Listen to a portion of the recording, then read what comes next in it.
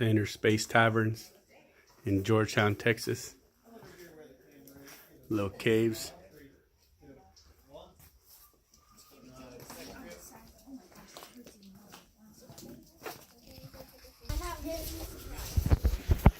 Alright, so for these first couple of rooms, you're gonna have to squeeze on in, buddy up, make some new friends.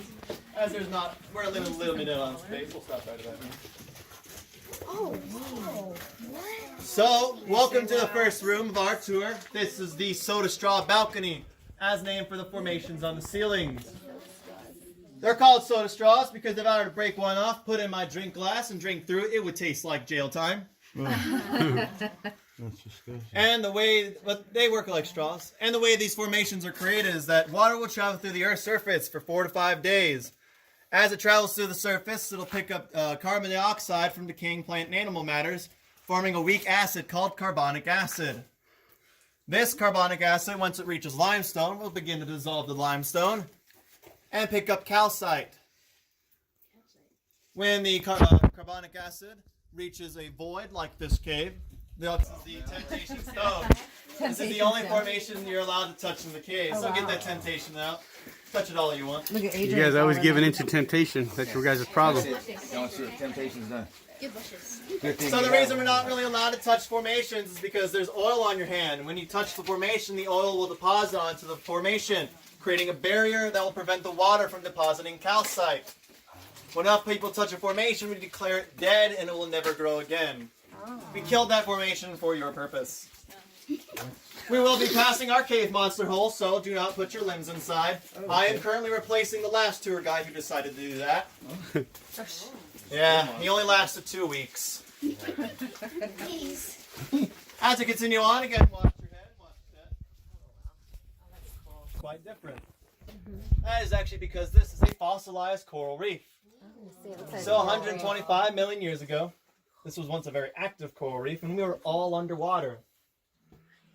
And as this coral reef was active, there was a lot of sea life living in this area. But as that sea life began to die away, the bodies would settle to the ocean floor, and the ocean, or the pressure of the water, would compact their bodies together and form limestone. That's why when you break limestone open, you can find a number of fossils inside. Some other things to note is right over here we have a deposit of flint. You can easily see, and calcite crystal. So that's what pure calcite looks like. Isn't calcite an element? No, that's calcium. Oh. Ka. On the periodic table. So, cave drapery is kind of like a curtain. It's a very thin sheet of calcite that's been built upon itself over many years. Wow. And a way to explain a cave drapery would be like holding a wet sponge above your head, squeezing it, and letting the water trickle down your arm. That's how draperies are formed. We like to call this our Texas-sized chip and queso. It does look like How long would you say it take for that to form? Roughly. I think this formation's 36,000 years old. 36,000. 36,000. You see that? 36,000 years. All right, so we'll get a good look at it. We'll be heading towards our next room. Monica, you said roughly 36,000 years to form that. And it's probably not even fully grown yet. Remember, don't touch me. All right, so there's plenty of space in here, so kind of squeeze on in.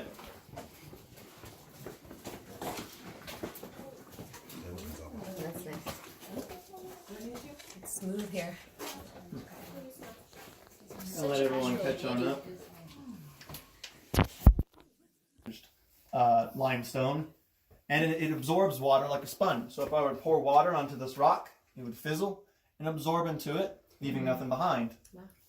That's why this room is very dry. There are no puddles and there are no formations, because all this rock just absorbs the water. Some other things to note is we do have a fossilized sea sponge. This fossilized sea sponge creates a type of flint called chert, but unlike modern flint, chert is absolutely useless. Deposit flint, so you get a better look at what flint looks like. But do watch your head as we get into the next area and try and stay on the carpet.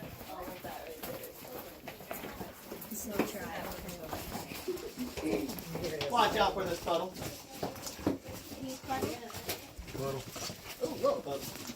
That's why I wear waterproof boots. Wasn't mentioned on the brochure.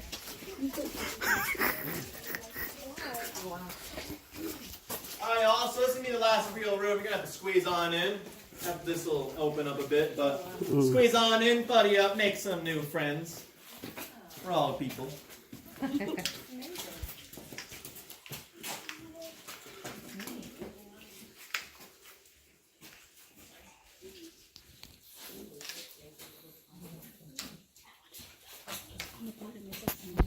Because we do have a line of people waiting in line for a large scoop of vanilla ice cream. But if you don't like vanilla, we do have chocolate. We also have our large chocolate sundae. But if you're really craving ice cream, we do have our Texas size ice cream sandwich. With a Texas size dollop of whipped cream. But the real importance of this room is for this formation right here, we like to call the kissing column. So, every 100 years, our formations will grow roughly 1 cubic inch, or about the size of an ice cube. And this formation specifically has about a ½ an inch gap in between. So in roughly 50 years, if you come back, that should be a fully formed column. So take your pictures now, and when you come back, you can brag to your friends that you remember when those weren't touching. We also have our larger column formations in here. These are the broomstick columns. They currently peanut butter and really likes to take your shoes. So try not to trudge through it. Is that water? Yes, we always talk about it. No, there is no sulfur saltpeter. This is a mostly calcite-based cave system with limestone. I don't think if you want sulfur or saltpeter caves, you have to go my bad. west Texas or I think south. I'm trying to remember where they are. Prison bars. It's the old stop at the end of the railing. You had a long railing and stop at. Stop at the end of the railing. Stop right there. Stop right there. I know. You had a longer railing and stop at.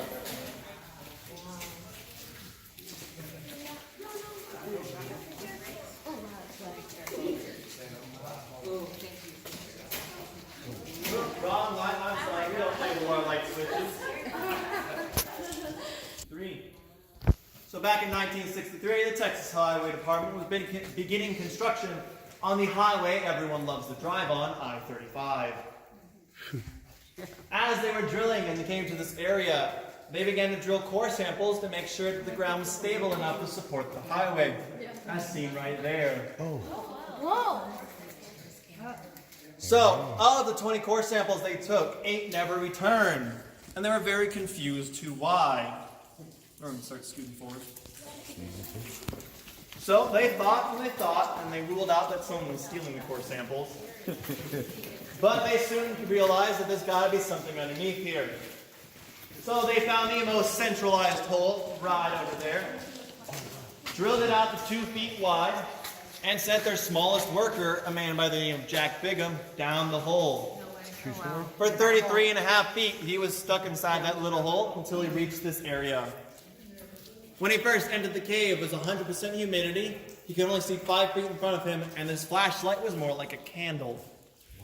When he landed right over there and began to look around, he saw this formation and thought it was a giant grizzly bear. So he was wrong. He did realize that there is a lot more to this place. The cars passing over. Now, when it's really cool is when a freight train goes over. That's when it's fun. Oh, God. Because the railway line is running roughly this direction. Really? Yeah.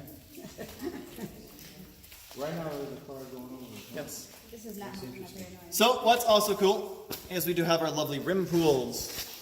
There are a number of rim pools down here. You see the discoloration in the ceiling. This actually was caused by an ancient bat colony that used to live here. As they hung from the ceiling, they discolor it. Also seen by our ancient bat guano. Is that more of the core sample hole right there? Yep, that's another core sample hole. Wow. And there's another core sample hole right over there. Oh yeah, huh? This is a 63? Yep, 63. Right? Yep. Lovely flowstone of time. The flowstone of time is the oldest formation inside in Space Cavern. Roughly 200 to 400,000 years old.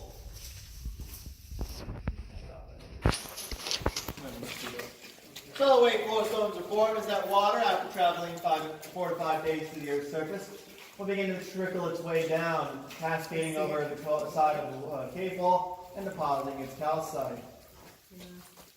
As it reaches the bottom, it will flow into all these little bim pools. This rim pool right here, though it may look small, is actually 3 feet deep and holds 120 gallons of water. If I were to stick my foot in there, I'd probably be ankle deep.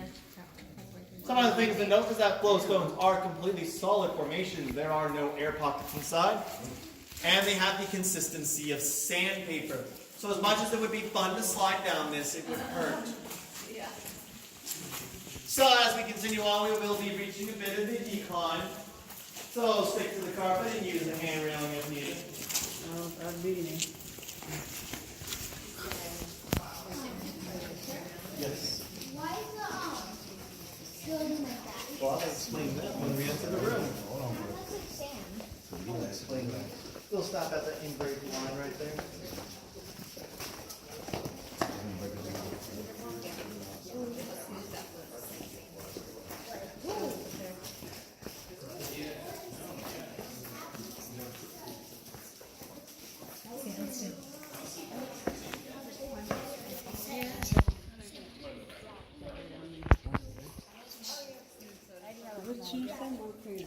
Yes.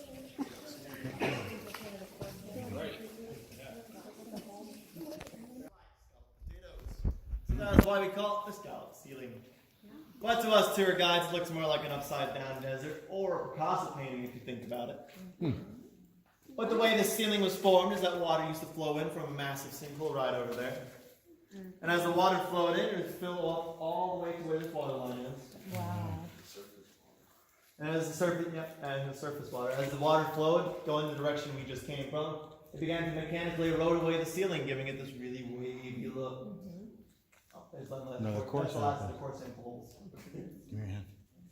Something else to note is in this back corner right over here was a underwater whirlpool. And what the way underwater whirlpools work is that they're upside down. That's how domes are able to be carved out. So if you go to any other cave and you see a dome kind of shaped in the rock, you can brag to your friends, you know how that was made. And you're like, I know how that was made. Remember that, boys? Remember when you come back. Yep. So as we continue on, we will be heading towards an awesome pile of dirt. And I tell you, this pile of dirt will blow you away just by how cool it is.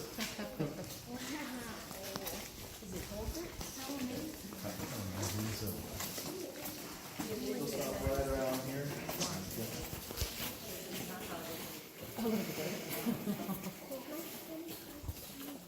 All right, so welcome to the coolest pile of dirt.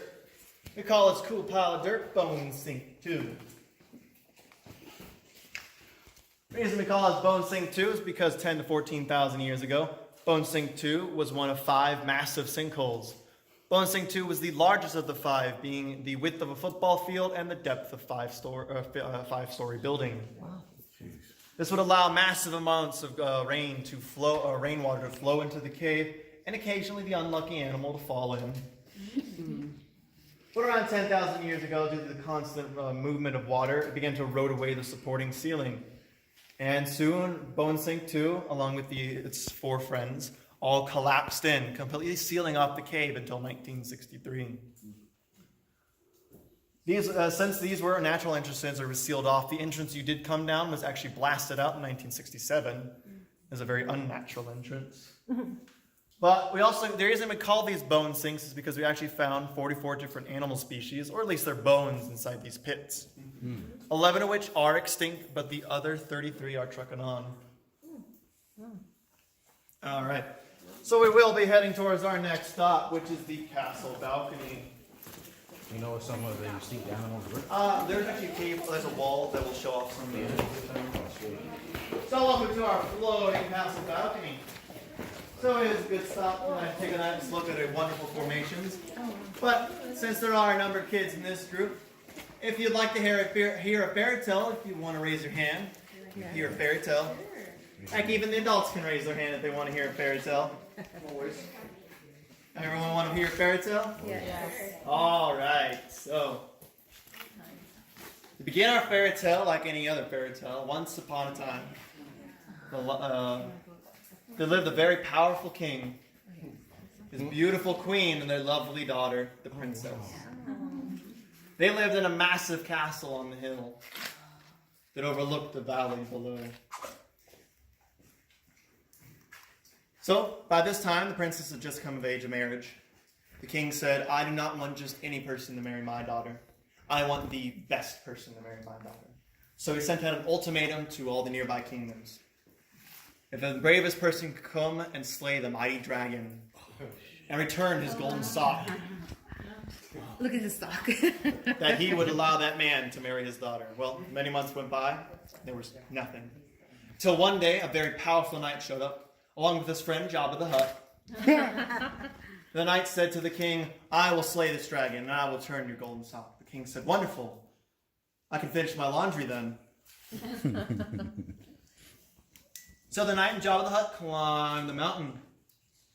And when they got to the dragon, for 3 days and 3 nights, they faced off with the dragon. Until on the 3rd day, the dragon was slain. They grabbed the golden sock, climbed back down the mountain, and went back to the king. The king was ecstatic. Wonderful, I have a full pair of socks now.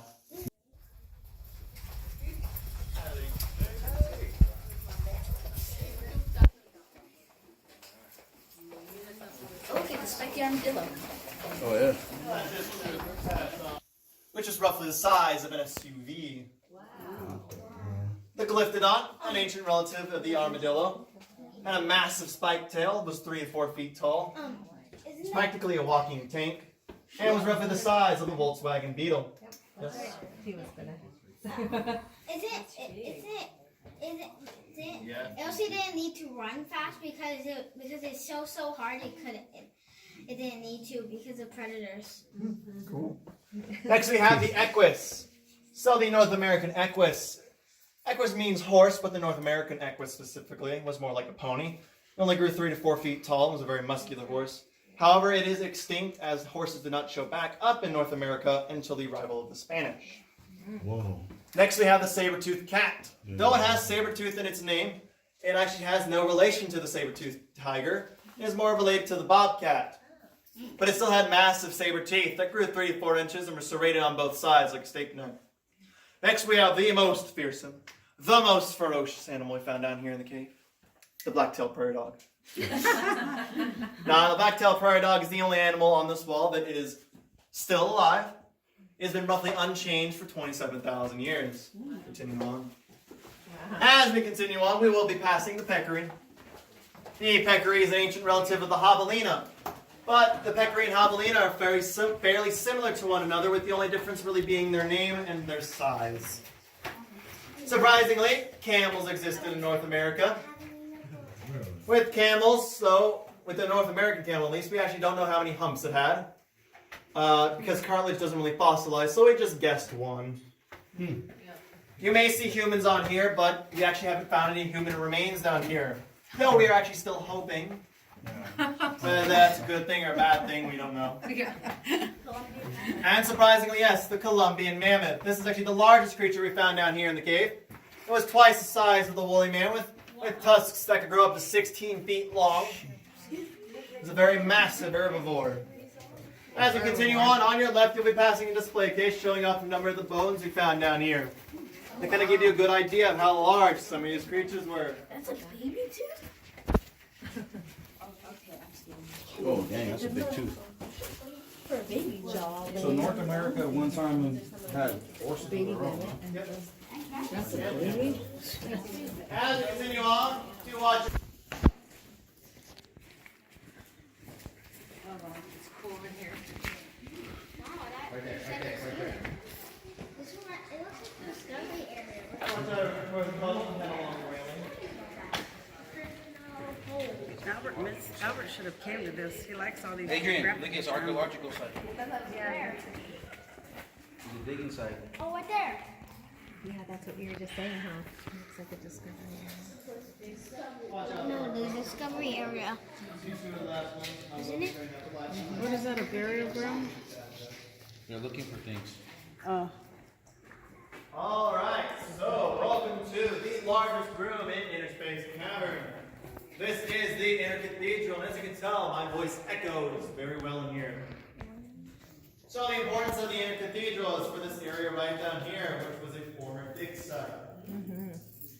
between 1965 and 1970, a number of paleontologists came from around the United States to jump at the opportunity to find more bones in this cave.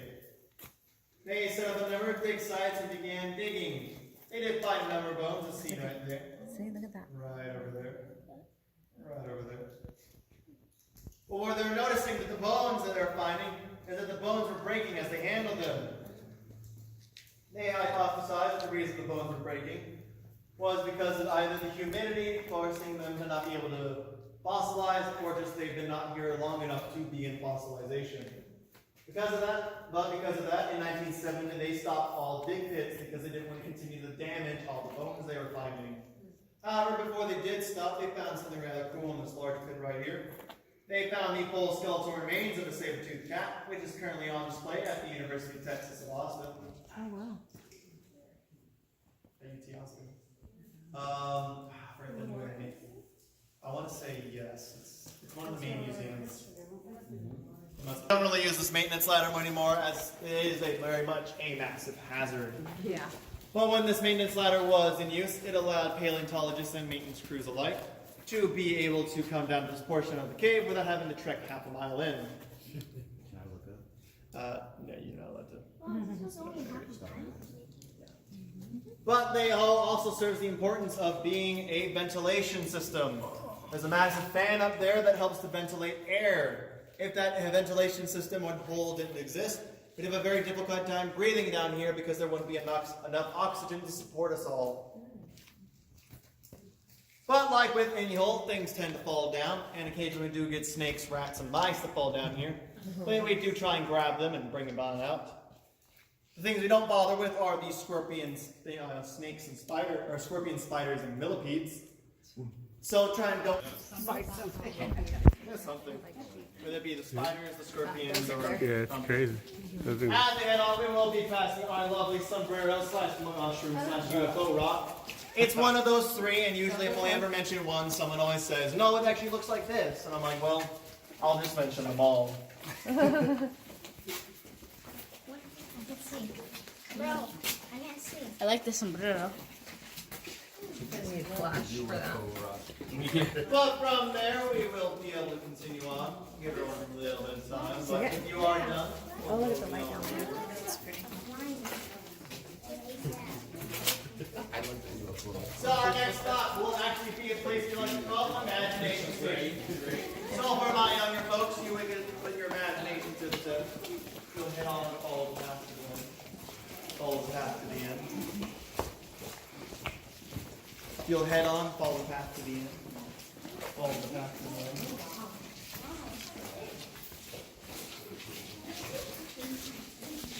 Oh, wow.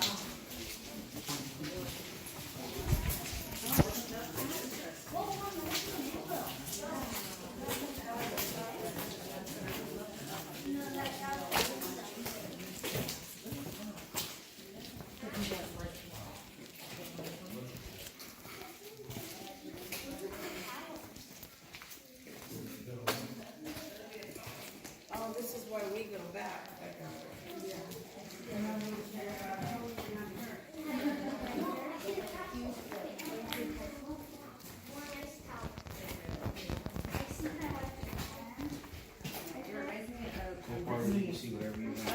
Reminded of the Goonies.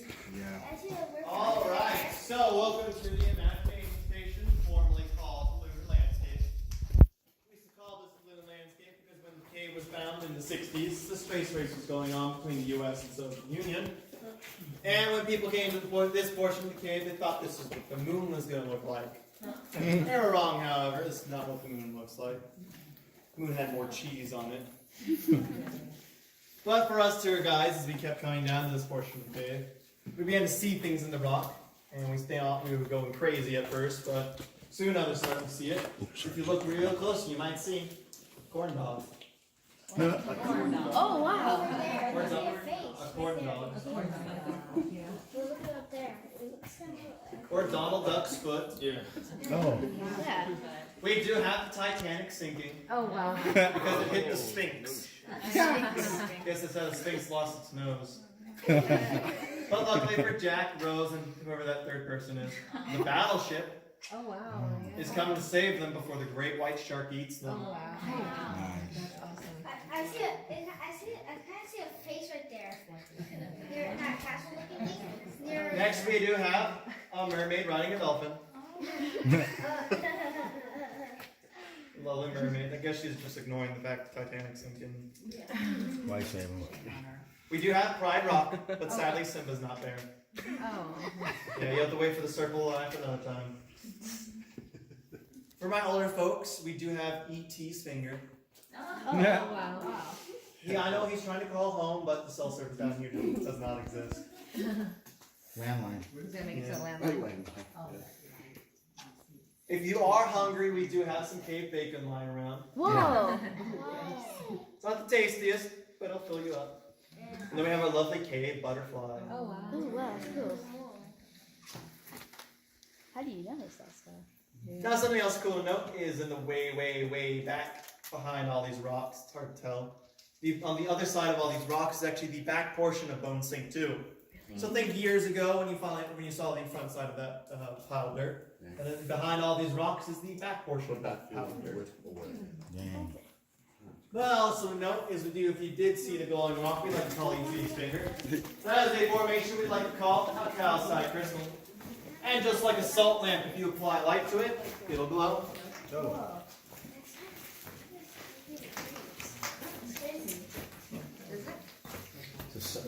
Now the glowing only occurs in very opaque crystals. If it's too clear, the light will just pass through.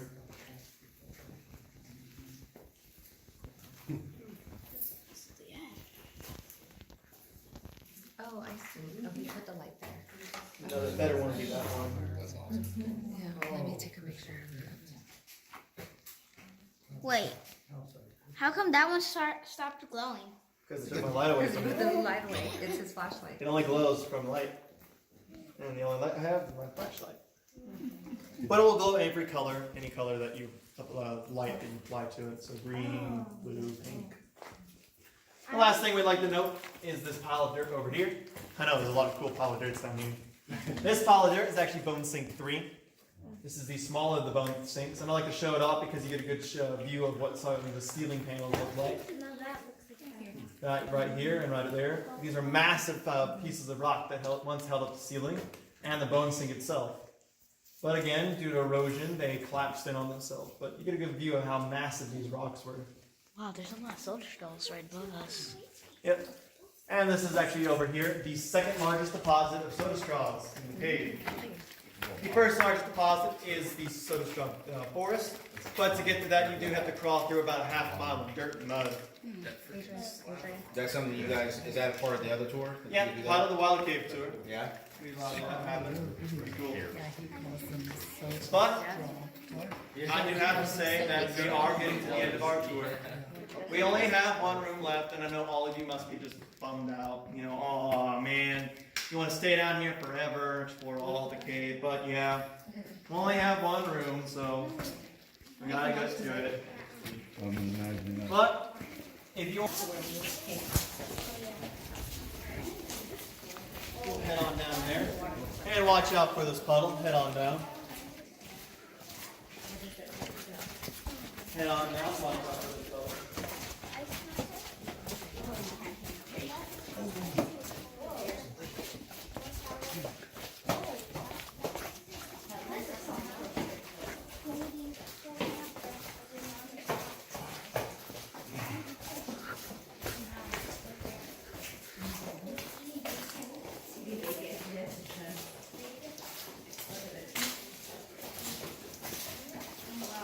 This was what I was looking forward to.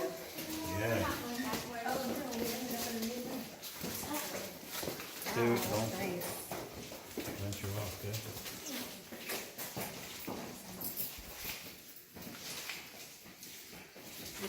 Alright, so welcome to the final stop of our tour. This is the Lake of the Moon. This is one of the more prettier spots. We'll start off by saying you can sit on this concrete retaining wall. You need to rest your feet, you are allowed to sit on this concrete retaining wall.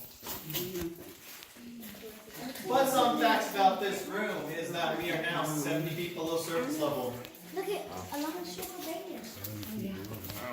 The water in the pools are not permanent. Like I said, eventually all this water will drain up into the Evans Aquifer, which is now 150 feet below us.